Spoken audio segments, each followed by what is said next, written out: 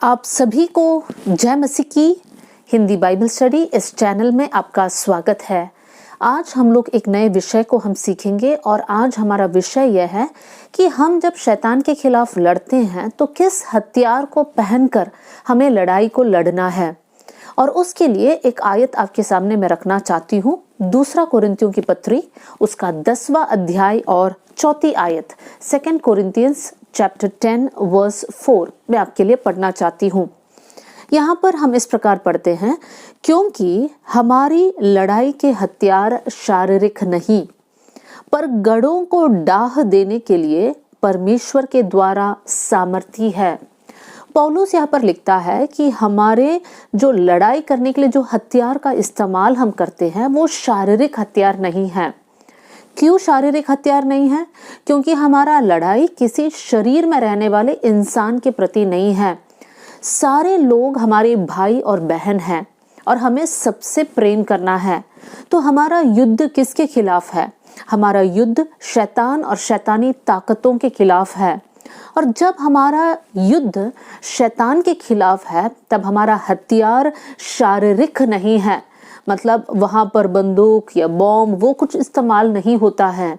लेकिन जब शैतान के खिलाफ हम युद्ध करते हैं तब ऐसे हथियार पहनना है जो परमेश्वर हमें देता है, और उन हथियारों की ओर हमारे ध्यान को हम लेकर जाएंगे। हम आएंगे इफिसियों की पत्री उसका 6वां अध्याय और उसका 13वीं आयत से लेकर 17वीं आयत मैं जल्दी से आपके लिए पढ़ना चाहती हूँ। Efficiency 6 versus 13 to 17। यहाँ पर हम इस प्रकार पढ़ते हैं, इसलिए परमेश्वर के सारे हथियार बांध लो कि तुम बुरे दिन के सामना कर सको और सब कुछ पूरा करके स्थिर रह सको।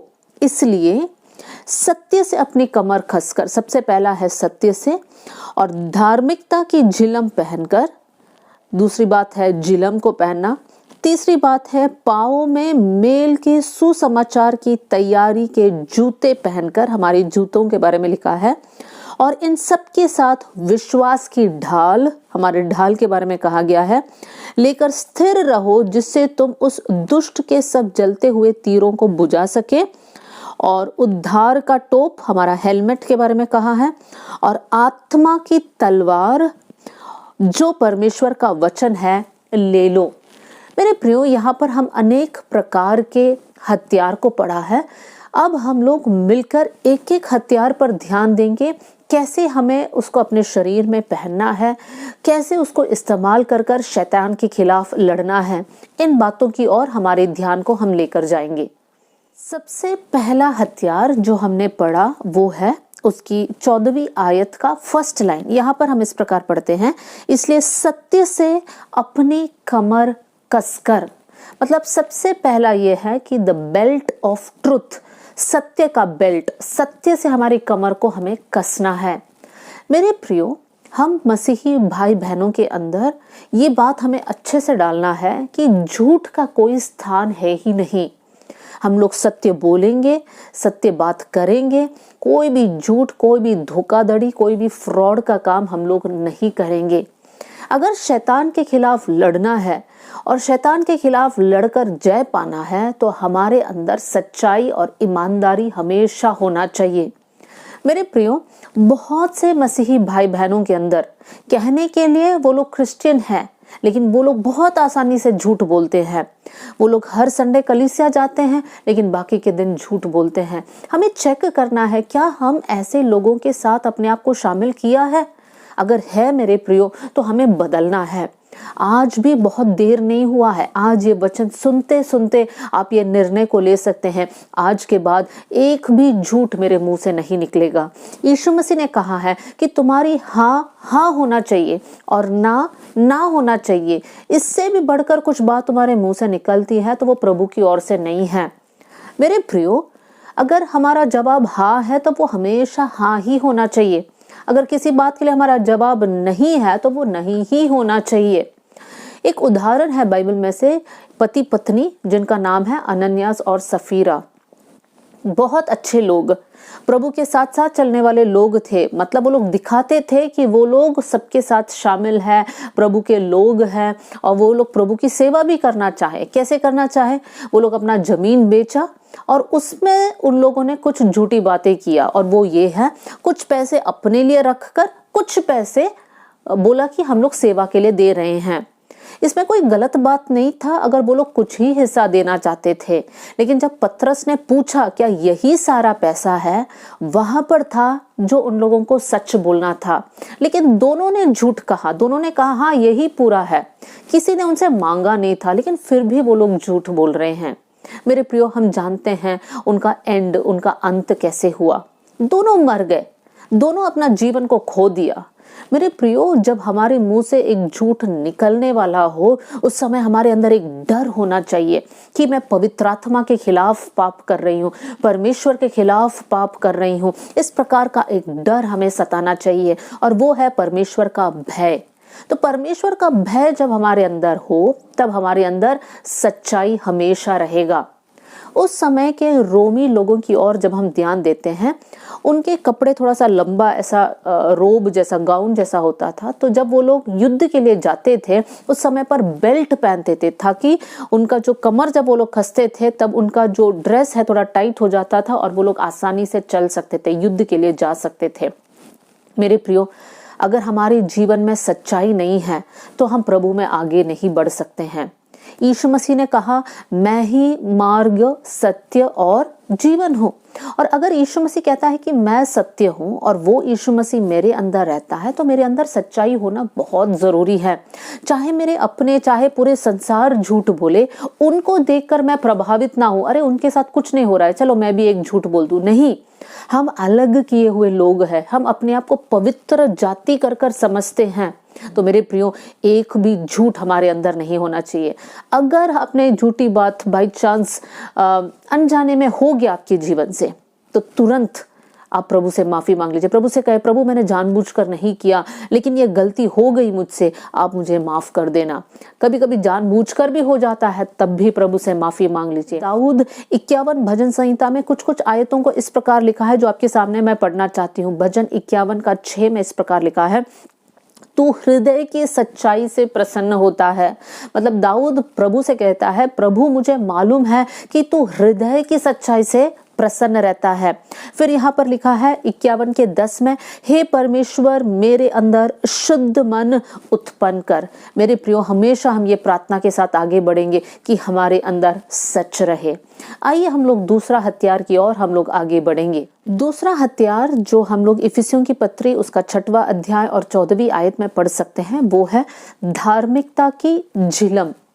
तो वो इंग्लिश में इस प्रकार है, ब्रेस्ट प्लेट ऑफ राइटियसनेस। वो पहना जाता है ताकि हमारा सीना हमेशा प्रोटेक्टेड रहे। हम जानते हैं सीना जहाँ पर हार्ट है और उसके नीचे थोड़ा सा लंग्स है, ये सारे बातों को प्रोटेक्ट करने के लिए जो युद्ध करने जाने वाले सैनिक लोग हैं, वो लोग झिलम पहनते हैं। और उस समय पर जो झिलम पहनते थे, उसके कारण वो लोग सुरक्षित रहते थे। तो आज वचन भी हमें यही सिखाता है कि हमें जो झिलम पहनना है वो है धार्मिकता की झिलम। धार्मिकता का मतलब क्या है? हम कैसे धार्मिक बन सकते हैं, या धर्मी इंसान हम कैसे बन सकते हैं? एक आयत आपके सामने मैं रखना चाहती हूँ, 2 कुरिन्थियों उसका 5वां अध्याय और उसकी 21वीं आयत, 2 कोरिन्थियंस 5:21 मैं आपके लिए पढ़ना चाहती हूँ कि कैसे हम धर्मी बनते हैं। यहाँ पर इस प्रकार लिखा है, जो पाप से अज्ञात था उसी को उसने हमारे लिए पाप ठहराया कि हम उसमें होकर परमेश्वर की धार्मिकता बन जाएं। हम कैसे परमेश्वर की धार्मिकता बन जाएंगे? हमारे अच्छे कामों के कारण नहीं, हमने किसी को खाना खिलाया, हमने गरीबों में कुछ किया, उसके कारण हम धर्मी नहीं बनते हैं, लेकिन हम धर्मी इसलिए बने क्योंकि यहाँ पे लिखा है, जो पाप से अज्ञात था, जिसके अंदर कोई पाप नहीं था, उसने मेरे सारे पाप उनके शरीर में उठाया। वो दुख को, वो दर्द को, हम किसके बारे में बात कर रहे हैं? यीशु मसीह के बारे में बात कर रहे हैं। यीशु मसीह के अंदर कोई पाप नहीं था, लेकिन यीशु मसीह मेरे लिए पापी बन गया। मतलब सारे पाप उनके शरीर में उठा लिया ताकि मैं धर्मी बनूं। मेरे प्रियो, जब इस बात पर हम यकीन करते हैं कि यीशु मसीह निष्पाप थे, लेकिन मेरे कारण मेरे सारे पापों को उन्होंने उठा लिया, तब मैं प्रभु में धर्मी बन जाती हूँ। मेरे प्रियो, धर्मी लोगों के बारे में बहुत आयतें हैं। धर्मी जन की प्रार्थना प्रभावशाली है। धर्मी जन के लिए परमेश्वर बहुत अद्भुत राह खोलता है, उनके लिए किसी भली चीज की घटी नहीं होगी। इस प्रकार बहुत सारे बातें धर्मी इंसान के बारे में लिखा है। तो मेरे प्रियो, इस बात पर हमें यकीन करना है, और वो है हमारे लिए हमारा झिलम, जो हमें सुरक्षा प्रदान करता है। देखिए, 2 कोरिन्थियंस में ही हम लोग पढ़ते हैं कि जो मसीह में है वो एक नई सृष्टि है। मतलब मसीह में होने से पहले हम पापी थे, हम लोग धर्मी नहीं थे, लेकिन मसीह में आने के बाद हम लोग नई सृष्टि बन गए, हम लोग धर्मी इंसान बन गए। तो मेरे प्रिय भाई बहनों, ये हमारे लिए बहुत अच्छी बात है कि हम प्रभु यीशु मसीह पर विश्वास रख रहे हैं कि यीशु मसीह हमारे पापों के लिए मरा और फिर से जी उठा। जब ये बात को हम लोग विश्वास करते हैं, तब हम धर्मी बन जाते हैं। तो क्या इस बात पर आप 100% विश्वास करते हैं? चेक कर देखना। अगर आपका विश्वास 90% है या 99% भी है, तो यहाँ पर कोई गड़बड़ है। हमारे जीवन में हमें ये पूरा भरोसा होना चाहिए परमेश्वर पर कि परमेश्वर ने मुझे धर्मी बनाया है। आइए हम लोग तीसरा हथियार की ओर हम जाते हैं। तीसरी बात हम लोग जूतों के बारे में पढ़ सकते हैं। इफिसियों 6:15 में इस प्रकार हम पढ़ सकते हैं, और पाँवों में मेल के सुसमाचार की तैयारी के जूते पहनकर। मेरे प्रियो, जब भी कोई इंसान जूता पहनता है तो वो दर्शाता है कि वो बाहर जा रहा है, किसी काम के लिए उसको पाँव में सुरक्षा चाहिए, और इसलिए उसको पहनकर वो तैयार होकर जाएगा। मेरे प्रियो, हमारे जीवन में भी हमेशा एक तैयारी होना चाहिए। सुसमाचार का जो संदेश है हमेशा हमारा हृदय में होना चाहिए, और हमेशा हमारा पैर तैयार होना चाहिए कि हम किसी के पास जाकर वो वचन को बांटे। मेरे प्रियो, हो सकता है आप ऐसे इंसान से मिले जो बहुत दुखी है, डिप्रेशन में है, जो आत्महत्या के बारे में सोच रहा है। तो जब उनकी मुलाकात हमारे साथ होता है, तब हम ये नहीं सोचना उनका जीवन है, उनको कुछ भी करने दो। नहीं, हमें ऐसा नहीं सोचना है। हमें ये सोचना है कि कैसे मैं उनको इस मृत्यु से बचाऊं। तो वो सुसमाचार जब हम बांटते हैं, तो वो इंसान उस बंधन से टूट जाता है, डिप्रेशन का बंधन से वो निकलकर वो सच्चाई के राह में चलने लग जाता है। मेरे प्रियो, हमेशा हम लोग तैयार होना चाहिए कि हम दूसरों को सुसमाचार बोले, प्रचार करें। जब हम प्रचार बोलते हैं तो हमको ऐसा लगता है कि 1000 लोग सामने हो तब वो प्रचार है। नहीं प्रियो, जब हम एक जन से भी सुसमाचार बांटते हैं, तब वहां पर हम परमेश्वर का प्रचार करते हैं। प्रभु का वचन हमें एक दूसरे से बांटना चाहिए, क्योंकि ये मेल का सुसमाचार है, ये शांति का सुसमाचार है, ये ऐसा वचन है जो जीवन को बदल देता है। फिलिपियों की पत्री उसका 4 अध्याय और 7वीं आयत में पढ़ना चाहती हूँ। यहाँ पर इस प्रकार लिखा है, परमेश्वर की शांति जो सारी समझ से परे है, तुम्हारे हृदय और तुम्हारे विचारों को मसीह यीशु में सुरक्षित रखेगा। क्या हमें सुरक्षित रखेगा? परमेश्वर का शांति जो हमारे अंदर है, वो हमारे विचारों को परमेश्वर में शुद्ध रखेगा। मेरे प्रियो, सोचने वाली बात यह है, क्या आज हमारा हृदय सुरक्षित है? वो तब सुरक्षित होगा जब शांति का परमेश्वर हमारे अंदर वास करता है। मेरे प्रियो, अगर आज आपके अंदर शांति की कमी है, तो कुछ ना कुछ गड़बड़ आपके आत्मिक जीवन में है। अपने आंखों को उठाकर देख लीजिए। हो सकता है आपके अंदर शांति है, लेकिन बहुत सारे लोग आसपास रहते हैं जो अशांत है, शांति की कमी है, उनको कुछ समझ नहीं रहा है कि कौन सा राह में चलना है। मेरे प्रियो, परमेश्वर ने कहा है, वचन में लिखा है कि मेल के सुसमाचार, शांति के सुसमाचार को फैलाने के लिए हमेशा हमारे पैर तैयार होना चाहिए। चौथा हथियार को हम 16वीं आयत में पढ़ सकते हैं। यहाँ पर इस प्रकार लिखा है, विश्वास की ढाल को लेकर स्थिर रहो, जिससे तुम उस दुष्ट के सब जलते हुए तीरों को बुझा सके। विश्वास का ढाल हम जानते हैं, और ढाल ऐसा हथियार है जो हाथ में रखा जाता है। जिलम तो पहनते हैं, लेकिन ढाल को अपने हाथ में रखते हैं ताकि दुश्मन का जितना भी तीर है वो हमें लग ना सके। मेरे प्रियो, क्या आज वो ढाल आपके हाथ में है? वो ढाल से आप अपने आप को भी बचा सकते हैं और आपके साथ जो खड़ा है उनको भी आप बचा सकते हैं। मेरे प्रियो, कैसे हमको समझ में आएगा कि ये ढाल हमारे हाथ में है या नहीं है? कौन सा ढाल है ये विश्वास का ढाल। हमारे अंदर विश्वास होना बहुत जरूरी है। देखिए, हमारा दुश्मन शैतान जो है बहुत चालाक है। वो हमारे मन के साथ खेलेगा, हमारे अंदर गलत गलत विचारों को डालेगा। वो आपसे और मुझसे कहेगा तुम अच्छे नहीं हो, तुम काबिल नहीं हो, तुम दिखने में सुंदर नहीं हो, तुम हमेशा बीमार ही रहोगे, तुम्हारे साथ कुछ बुरा होगा, तुम्हारे पारिवारिक जीवन ऐसे ही रहेगा, तुम्हारा परिवार में डिवोर्स होगा, तुम्हारे बच्चे गलत राह में जाएंगे। ऐसे ऐसे ऐसे विचार शैतान हमारे अंदर डालेगा।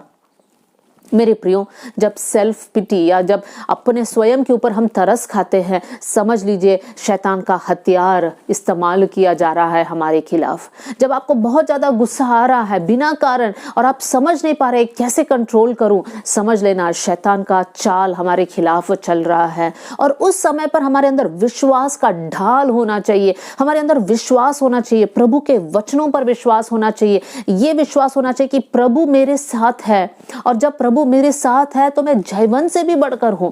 जब प्रभु मेरे साथ है, प्रभु के सामर्थ के द्वारा मैं बहुत बड़े बड़े काम को कर सकता हूं, कर सकती हूं। जब प्रभु मेरे साथ है तब शैतान का कोई भी चाल मेरे खिलाफ कामयाब नहीं होगा। ऐसे विश्वास हमारे अंदर होना चाहिए कि प्रभु मेरे साथ है, जो कुछ मेरे जीवन में होता है परमेश्वर उसको बदल कर प्रभु की महिमा के लिए मुझे इस्तेमाल कर सकता है। ऐसी बातें क्या आप विश्वास करते हैं, या शैतान की कही हुई बातों पर हम गिर जाते हैं, फिर हम उदास हो जाते हैं, फिर प्रार्थना करने का मन नहीं है, फिर वचन पढ़ने का मन नहीं है? क्या इस प्रकार आप प्रभु से दूर हो जाते हैं? अगर दूर हो जाते हैं तो आज विश्वास की कमी है। मेरे प्रियो, हमें प्रार्थना करना है कि प्रभु मेरे अंदर विश्वास को बढ़ाना। हम जानते हैं विश्वास कैसे हमारे जीवन में आएगा। विश्वास सुनने से, और सुनना परमेश्वर के वचन से जब होता है तब हमारे अंदर विश्वास उत्पन्न होता है। ऐसे जब आप वचन सुनते हैं, प्रभु का वचन पढ़ते हैं, तब आप अपने विश्वास को बढ़ा रहे हैं। यीशु मसीह पतरस के लिए प्रार्थना करता है कि वो विश्वास में स्थिर रहे। मेरे प्रियो, हमें भी अपने आप के लिए प्रार्थना करना है, प्रभु इस विश्वास की दौड़ में हम स्थिर रहे। बहुत से लोग विश्वास की दौड़ में से गिर चुके हैं। क्यों? क्योंकि शैतान ने उनको गिराया। तो हमें बहुत सावधान रहना है कि हम इस विश्वास की दौड़ में से गिर ना जाए, हम पराजित होकर शैतान हमें खींचकर नरक में ना डाले। मेरे प्रियो, मेरा और आपका जीवन बहुत अनमोल है। इस विश्वास को पकड़े रखिएगा कि परमेश्वर हमारे साथ है, परमेश्वर ने एक उत्तम भवन हमारे लिए बनाया है। इन सारी बातों को जब आप समझकर उसको विश्वास करोगे, परमेश्वर आपको शैतान के हर एक तीर से आपको बचाएगा। तो आज चेक करके देख लीजिए। एक और बात है जो आपको याद रखना है इसके साथ साथ, जब हम अलग अलग परीक्षाओं से होकर जाते हैं, बहुत से वक्त हम लोग विश्वास में कमजोर हो जाते हैं। तब है जब शैतान और भी तीर हमारे खिलाफ भेजता है। लेकिन याद रखना, पहला कुरिन्थियों 10वां अध्याय और 13वीं आयत में इस प्रकार लिखा है, परमेश्वर सच्चा है, हमारे सामर्थ्य के बाहर कोई भी परीक्षा हमारे खिलाफ नहीं आएगा जिसको हम सहन नहीं कर सकते। मतलब जो भी परीक्षा हम लोग झेलते हैं, जो भी इस परीक्षा का सामना हम करते हैं, सबको झेलने का सामर्थ्य परमेश्वर ने हमें दिया है। हमारे पास जितना ताकत है उससे बढ़कर कोई परीक्षा हमारे पास नहीं आएगा। तो आज जिस विषय के लिए आप चिंतित है, व्याकुल है, परमेश्वर ने आपको सामर्थ्य दिया है कि आप उसमें से होकर निकलेंगे, आप जयवंत होकर निकलेंगे और प्रभु की महिमा आपके जीवन के द्वारा होगा। आइए हम लोग अगला हथियार की ओर बढ़ेंगे। पांचवी बात हम लोग पढ़ सकते हैं इफिसियों उसका 6वां अध्याय और 17वीं आयत, उद्धार का टोप। मतलब यहाँ पर हेलमेट की बात किया गया है। जो हेलमेट हमें पहनना है, जो टोप हमें पहनना है, वो है उद्धार का टोप। मेरे प्रियो, हम जानते हैं कि सिर हमारे लिए बहुत इंपॉर्टेंट है। सिर बिना शरीर कुछ भी काम नहीं कर सकता है। हाँ, हो सकता है शायद से हमारे पास उंगली ना हो या पैर ना हो तब भी हम जीवित रह सकते हैं, लेकिन सिर ना हो तो कैसे एक इंसान जीवित रह सकता है? वो तो नामुमकिन है। तो सिर हमारे लिए बहुत इंपॉर्टेंट है। तो जब लोग युद्ध के लिए जाते थे, हमेशा उनके पास वो हेलमेट होता था। जैसे आज हम लोग गाड़ी चलाने के लिए भी हेलमेट की इस्तेमाल करते हैं कि बाई चांस कोई एक्सीडेंट हुआ तो सिर सुरक्षित रहे। मेरे प्रियो, आत्मिक दुनिया में भी ये हेलमेट बहुत जरूरी है। ये तो सबसे बेसिक है कि उद्धार पाना है। उद्धार क्या है मेरे प्रियो? उद्धार ये है कि हमारे पापों से हमें क्षमा मिलना। कैसे हमें क्षमा मिलता है? हमें ये बात समझना है कि हम सब पापी हैं और हमारे पाप का निवारण हम लोग खुद कुछ बड़े काम कर कर हम उसमें से छुटकारा नहीं पा सकते हैं। और इस कारण यीशु मसीह मनुष्य का रूप लेकर इस संसार में आए और मेरे और आपके पापों को उनके शरीर में उठा लिया। वो सारा मार उन्होंने खाया, सारा दर्द को उन्होंने सहा। वो सब वो दंड था जो मेरे और आपके पाप के कारण हुआ। और जब यीशु मसीह ने वो अपने शरीर में उठाया और यीशु मसीह ने मृत्यु का सामना किया, फिर तीसरे दिन यीशु मसीह जी उठा और आज यीशु मसीह जिंदा है। ये बात जब हम विश्वास करते हैं और मुंह से अंगीकार करते हैं, हाँ यीशु मेरा प्रभु है, यीशु मेरा स्वामी है, तब आप उद्धार पाते हैं। तो उद्धार पाना एक मसीही इंसान का सबसे पहला कदम है। उसके बाद है जो हम लोग बाकी के सारी बातों में आगे बढ़ सकते हैं। तो क्या आज आपने उद्धार पाया है मेरे प्रियो? आपका विश्वास आज कहाँ पर है? ये है सबसे बेसिक बात। अगर आपने उद्धार ही नहीं पाया और आप कहते हैं कि मैं एक क्रिश्चियन हूँ, या फिर आप कहते हैं कि मैं प्रभु पर विश्वास करता हूँ, करती हूँ, लेकिन उद्धार का जो काम है वो आपके अंदर नहीं हुआ है, तो मेरे प्रियो, शैतान का हर एक चाल आपके खिलाफ कामयाब हो जाएगा। तो सबसे पहले आप उद्धार पाइए और हर दिन इस बात को कबूल कीजिए, विश्वास रखिए कि मैं प्रभु का संतान हूँ, मैंने उद्धार पाया, परमेश्वर ने मुझे अपना बेटा और बेटी बना लिया है। आज मैं परमेश्वर का हूँ, आज मैं शैतान का नहीं हूँ। और मेरे अंदर ये आशा है कि मैं एक दिन स्वर्ग जाऊंगी। मेरे अंदर ये बड़ी आशा है और इसलिए संसार के हर दुख के समय, हर कठिनाई के समय, इस आशा के कारण मेरे लिए जीवन जीना आसान है और परमेश्वर उस भवन की ओर मुझे निश्चय लेकर जाएगा, आपको भी निश्चय लेकर जाएगा। लेकिन इस उद्धार में बने रहिए, ये टोप हमेशा आपके सिर में रहने पाए। आगे हम देखेंगे 6वां हथियार है, वो हम लोग पढ़ सकते हैं इफिसियों 6वां अध्याय और 17वीं आयत। यहाँ पर इस प्रकार लिखा है, आत्मा की तलवार जो परमेश्वर का वचन है। हमेशा हमारे हाथ में तलवार होना चाहिए। उसका मतलब शारीरिक तलवार नहीं, लेकिन यहाँ पर तलवार का मतलब है परमेश्वर का वचन मेरे हाथ में होना चाहिए। इब्रानियों के पत्र में इस प्रकार लिखा है, परमेश्वर का वचन 2 धारी तलवार है, बहुत चौका है, बहुत शार्प है। मेरे प्रियो, इन 6 हथियारों को जब हमने देखा, पहला 5 हथियार अपना बचाव के लिए है, लेकिन 6वां हथियार बचाव के लिए नहीं है, लेकिन हमला के लिए है। जब शैतान हमारे खिलाफ हमला करता है तो 5 हथियारों से अपने आप का बचाव हम कर सकते हैं, लेकिन उतने में हमें संतुष्ट नहीं रहना है। परमेश्वर ने हमें वो वचन दिया है कि हम शैतान के खिलाफ भी हमला कर पाए। मेरे प्रियो, यीशु मसीह के जीवन को देख लीजिए। यीशु मसीह के उपवास के समय पर शैतान आया, परीक्षाओं को लेकर आया, लेकिन हर परीक्षा में यीशु मसीह ने वचन का इस्तेमाल करते हुए शैतान को हराया। मेरे प्रियो, आज भी जब शैतान भय लेकर आता है, वचन को बोलिए।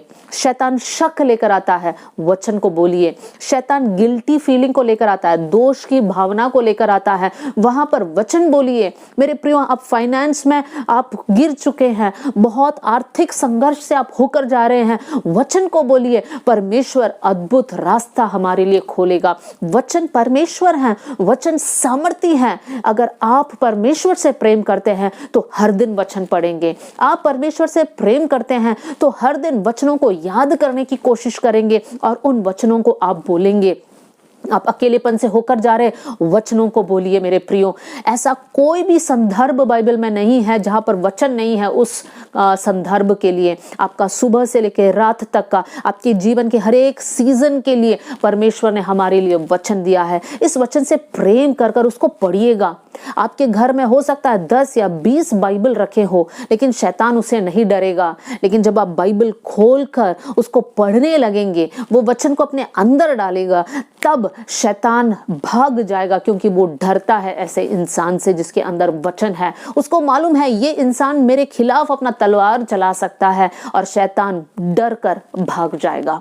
हम कौन से झुंड में आज मेरे प्रियो? क्या मेरे अंदर और आपके अंदर वचन है?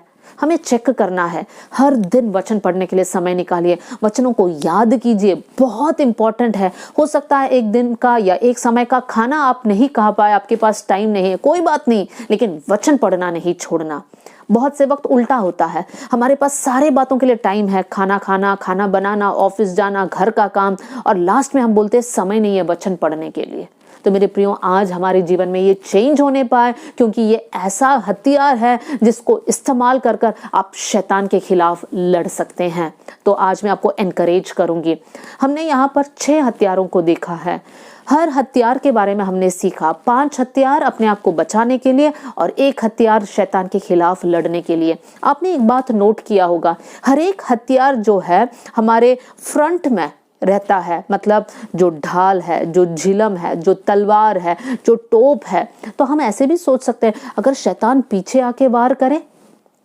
मेरे प्रियो, शैतान पीछे आके वार नहीं करता है। वार पीछे तब लगता है जब आप प्रभु में बढ़ रहे थे, लेकिन आप रुक गए, पीछे मुड़कर आप भाग जा रहे हो, आप विश्वास से पीछे हट रहे हैं, तब शैतान पीछे भी वार करेगा। तो आज हमें समझ में आना है कि हमें परमेश्वर में आगे बढ़ना है, पीछे जाना नहीं है। अगर आप मुड़ गए पीछे जाने के लिए, तब निश्चय समझ लो आपका जीवन नाश हो जाएगा। तो मैं आज एनकरेज करना चाहती हूँ कि आपके पास परमेश्वर के सारे हथियार होने पाए, आप एक जयवंत मसीही जीवन जीने पाए। प्रभु इन वचनों के साथ आप सबको बहुत आशीष दे। जय मसीह की।